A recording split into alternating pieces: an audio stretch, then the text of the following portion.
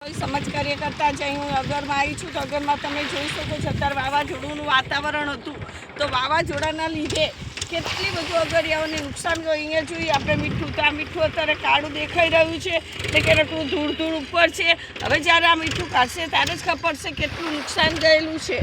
અને સરકારશ્રીનો અમે આભાર વ્યક્ત કરીએ છીએ, ધારાસભ્યશ્રીનો પણ આભાર વ્યક્ત કરીએ છીએ કે અત્યારે જે અગરિયાઓ છે એમને જે નુકસાન થયું એમનું સર્વે હાથ ધર્યું છે.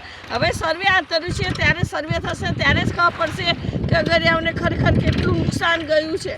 અને અહીંયા જુઓ કે આ મીઠું અત્યારે કરી રહ્યા છે. હવે આ મીઠાના અંદર કેટલું નુકસાન થયું હશે કે જો આવું મીઠું છે એ પણ હવે કાળું કાળું આમ દેખાય છે. જે એકદમ વ્હાઈટ હતું એવું વ્હાઈટ રહ્યું નથી, પણ એની થિકનેસ તમે જોઈ શકો છો કે કાળી કાળી હજુ દેખાઈ રહી છે.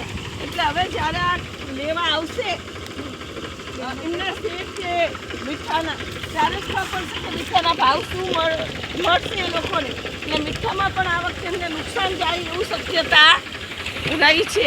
એટલે હજુ તો મીઠું અને એમની સોલર પ્લાન્ટ પણ ઉડી રહ્યા છે, પણ આગળ જોઈએ તો અત્યારે અધિકારીઓ સર્વે કરી જ રહ્યા છે. એટલે આપણે ફરીથી ધારાસભ્યશ્રી અને સરકારશ્રીનો આભાર વ્યક્ત કરીએ છીએ કે એમને સર્વે તો ચાલુ કરાવી જ દીધો છે. જય હિન્દ.